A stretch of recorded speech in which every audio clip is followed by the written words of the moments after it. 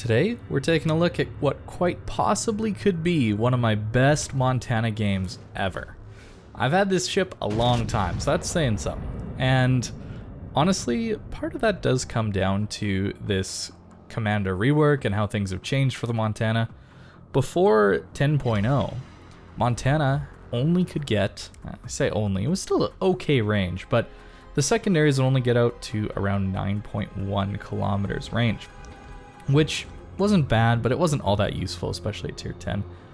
Now though, with the commander rework, we got the buffed range on all battleships for their secondaries, so we now have an 11 kilometer secondary range. And pair that with the recent buff of manual secondaries giving you close to old dispersion back at the end of a 45-second window, you can do some pretty cool things even with Montana secondaries. So you're essentially just lacking the accuracy that Ohio gets with its secondaries. That's it. These secondaries have the same reload, they have the same fire chance, and they nearly have the same range now. Of course, Ohio gets 11.3 kilometers. So I'm not saying Montana is going to be replacing Ohio as your secondary boat of choice, right? But it's an interesting build, especially considering the 7 points that it takes to actually get your secondaries to a decent range. And as an added bonus, these American battleships, they can freely take the secondary range upgrade module just because they don't take accuracy in that slot. So a pretty easy to run build on the Montana, and I think it makes the Montana just a little bit more fun. Of course, Montana's bread and butter has always been the kind of heaviest broadside in the game, which it no longer holds due to Vermont and things like Colombo coming into the game as well, but I gotta say, for my money, Montana broadsides are still really, really heavy, and they hit people really, really hard. You're lacking, of course, in overmatch, but there's plenty of opportunities in the majority of games to get that broadside hit on someone, and Montana accuracy paired with these reasonably good rounds, you know, they don't have the highest pen, but they have decent pen, you're going to do a ton of damage with these shells, and that has not been the issue with the Montana at all. It's kind of the jack of all trades, I would say.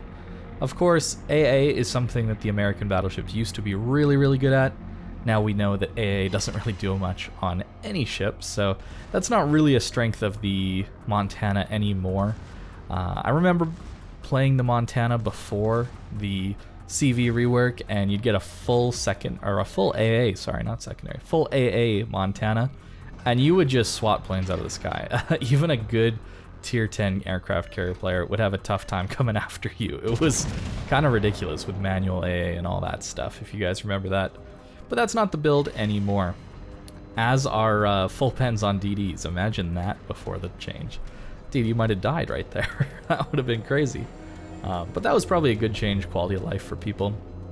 Although I would like to see some changes to DD damage, but I don't really want to go on about that in this video. I want to tell you about the Montana. I really like the Montana. Of course, you probably know that this is a ship that I played a lot in Kings of the Sea when I was doing that.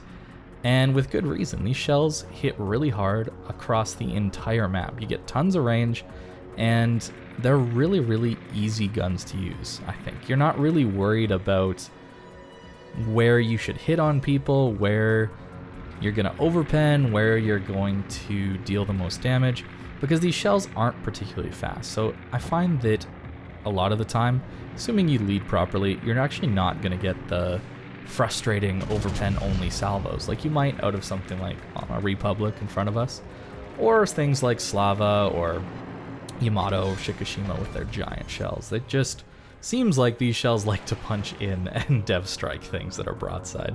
That Johan he tried his luck a couple too many times there, so we got some nice salvos in, but Montana has the incredible strength of staying power. This ship just refuses to die.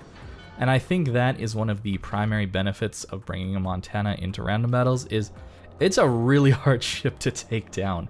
The build I'm running doesn't involve the 5th tier upgrade of getting you more healing. I know I was running that in some previous videos, but we're running a more sensible-ish build, running at least one of the concealment slots on the Montana, since we do want to be in at least somewhat close range without being permanently spotted.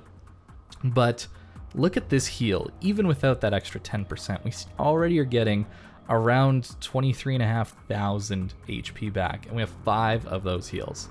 Montana does not get that super fast cooldown on the heal like the Ohio does, but you get an improved heal for how much it's going to heal you back. So you'll see that just over the course of the next few minutes here, where we end up using, I think, 2 heals. We go down to 3 heals left, and we're basically on full HP still by the end of that.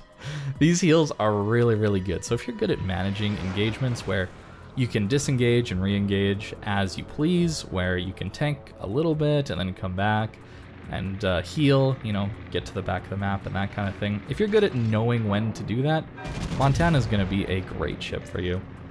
And even though it doesn't have overmatch, you can just aim for superstructures a lot of the time on battleships. We get around 10,000 damage into that Republic there.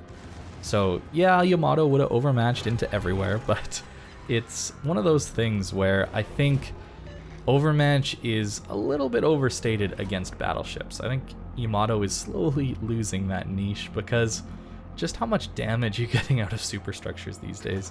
Of course, against cruisers is where overmatch really matters. So Montana not having those, 430mm and up guns does hurt it a little bit against cruisers, but again, you can just take your time and wait them out.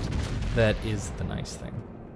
Now, another nice thing about the Montana is the slow shells allow you to arc over some islands that you probably wouldn't think you can. I wasn't sure about I would hit that Republic or not. I'd hit the island because we all know the island hit indicator is a little bit bugged this patch.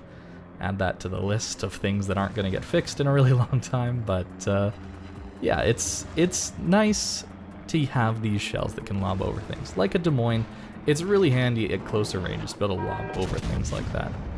But back to the staying power of the Montana. That was one of the biggest reasons it was brought into Kings of the Sea.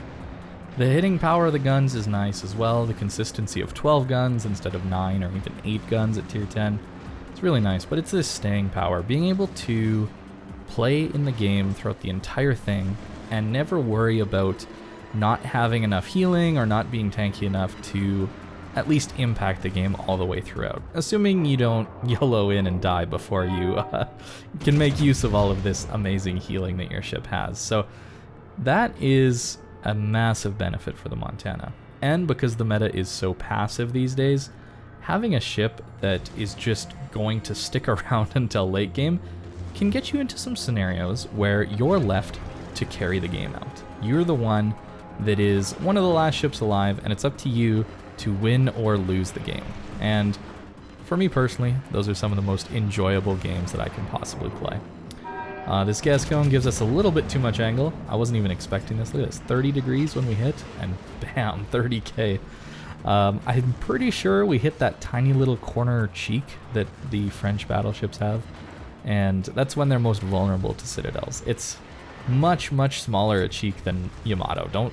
Don't even think it's like a Yamato cheek, but it's a small little corner in the turtleback that doesn't actually protect the citadel, and if you're lucky, you can hit that. At closer ranges, you can guarantee hits there a little bit more. But look at these secondaries go. This is something that we did not have last patch, and while he's in range, the Gascon, for old Montana secondaries, I don't think many people built for them, simply because of the lack of range. I think 9.1 just wasn't enough to warrant a full build, and keep in mind, back in the day, the build was way more expensive. Manual secondaries and AFT were both 5 points worth of skills, back when the skill points went up to 5 points. So the cost of a secondary build has significantly decreased. And there we go, we got our close quarters expert. Those secondaries didn't do a ton of damage there. I'll spoil that for you for the end screen, but they are really handy to have. It allowed us to turn our guns towards maybe a more pressing target in the Georgia, trying to help our team finish him off. Our Neptune is, of course, in a very vulnerable spot for that Georgia, considering the power of those guns, so we wanted to help him out. And this Gascon really wasn't threatening us all that much, right? So leaving our secondaries on him was just fine there. And they ended up killing him, which was really nice. The main strength of Montana, and by extension Ohio secondaries, is the fire chance. You're not penning any hull armor at all. You're just going for superstructure pens, but primarily you're going for fire. So you get a 9% fire chance. which is quite a lot. A lot of destroyers don't even get that kind of fire chance. So if somebody's stuck for an extended period of time within your range of your secondaries, they're probably going to be lit on fire a whole bunch. And unlike ships like the Colombo and their secondaries, you at least do pen superstructures, which is really, really nice. Now, we're in one of those situations. It is a 3-on-3, and the points are pretty close. The enemy team, of course, is up on points, and they have better map position, and they have more caps than us. So, with all my health left, it's time to push in. And like I mentioned earlier, we've used 2 big giant heals already, and we're still in the green as it's shown on the health bar. But that just means we're above 75% HP, which is pretty good, considering we've had around 1 million potential damage and some pretty close range fights with some battleships. The one thing that we haven't had to deal with at this point is the carrier. The carrier's been going after someone else, and just because I said Montana AA doesn't really do much these days, it doesn't mean you're priority target #1 for most carriers.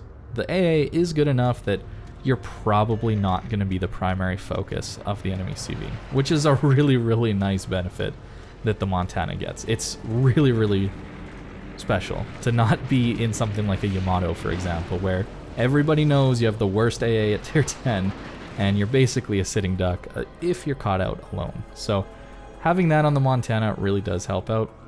But even this tier 8 CV is going to have no issues getting strikes off on us at all, especially if the Ibuki keeps hitting us with HE and knocking out our AA mounts permanently. So, along with the build that I'm running on this ship, I am running rudder shift mod. I think that is one of the most uncomfortable parts of the Montana. It has, I think, the longest rudder shift out of any battleship in the entire game. So it takes a long time to get this ship turning, and when you're coming up against torpedoes, well, we barely dodged that one, but most of the time those torpedo planes are going to have no issues getting a good strike in on you because it takes so long for your rudder to shift over to the other side. So running rudder mod is nice, and due to the extra healing you get with the Montana now, I think that can really help you deal with the fires. So running basics of survivability, or I guess it's damage control system that's in that 4th slot, would be something that I don't necessarily think I need on this ship anymore, given how much healing it gets.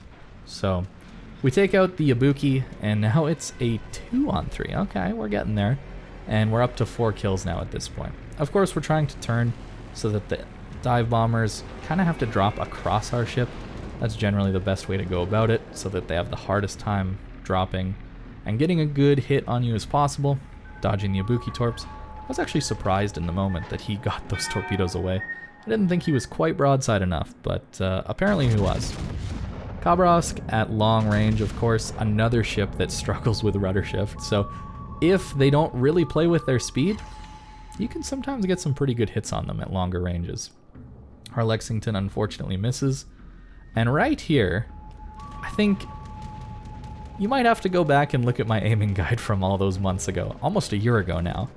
Now, I've been making content, and my voiceover was not that good back then, but my aiming video still has some pretty good points about it, and one of them was predicting the enemy. This is later on in the video. Sometimes you can just take a blind shot and expect that the enemy's gonna do something that 9 times out of 10 they'll do. Like a Khabarovsk running behind an island when they're on low health. And you can get a blind shot for your Kraken unleashed. And that was not something that was done based on cheats or mods at all. That was me predicting where that Kaba would go. And I was pretty happy about that shot. Of course, you don't expect those to land, but when they do, it is quite the feeling. You feel like you kind of own this game. It feels good. It feels really good. And taking that shot, there was no harm in doing that at that point, because, well, what am I going to shoot at anyway? This Graf Zeppelin's behind an island, and my guns aren't turned for him, so you may as well take some more blind shots. I often see people hold their shot too long in battleships. Like, for example, when somebody goes dark, and you're just about to get loaded, and their ship disappears off your screen, well, you were already aiming pretty much in the right spot. Why wouldn't you just take the shot anyway? And yeah, there are arguments to be made for not taking those shots and waiting for better opportunities, but sometimes you just take the shot and it works out. And yeah, that Cabo one, I won't say that was completely skill. That has a lot of luck to do with it, but it was a pretty impressive shot. I'm not gonna lie, and I was pretty proud of that one. So with this Monty game, we get a Kraken Unleashed and actually 6 kills, Kraken Unleashed, and a whole slew of medals. Games like this don't happen very often, so I was pretty proud of myself after this one. So even the fireproof, we were still on tons of HP. We didn't quite get a Dreadnought though, which is interesting. Close quarters expert even, and high caliber and Confederate. No Halsey, so we didn't get that crazy reload buff. And there you go, a 3k base XP game in the Montana. This is still a really, really good battleship. I think it is lacking a little bit in certain areas, like overmatch compared to some of its contemporaries, but it's still a really, really good ship. And our secondaries, they did okay. You know, around 19,000 damage, but they certainly helped us secure some kills and win us this game. Now on to the captain build. This is what I've been running. I've got essentially a secondary tank build-ish right now. I'm not completely sold on the secondary build that doesn't take a full concealment, but I don't think you can really skip out on the extra healing on the Montana or the fire prevention. So if you're going to take a secondary build, I think you do have to give up the commander, at least with concealment. I think the upgrade module with concealment is very, very good. And there on the right-hand side, I've got a mod there that also shows you the upgrades on my ship. Pretty standard upgrades, nothing too fancy there. I will say you could run the 3 million upgrade for secondaries if you really wanted to, but I just value my accuracy so much on battleships. I get very frustrated when my shells aren't connecting. And taking as much accuracy buffs as I possibly can on my ships is generally how I go about it. So that is what I would recommend. But maybe give your Montana a shot. It is still a really, really solid battleship and kind of the jack of all trades of the tier 10 battleships.